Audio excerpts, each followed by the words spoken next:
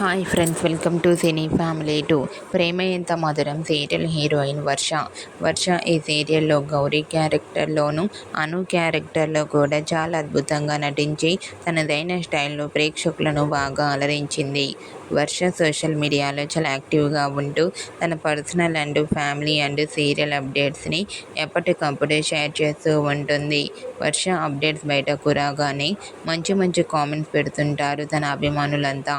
అయితే రీసెంట్గా ప్రేమ ఎంత మధురం సీరియల్ హీరోయిన్ వర్ష ఫ్రెండ్ మెహందీ ఫంక్షన్కి సంబంధించిన ఫొటోస్ను షేర్ చేసింది.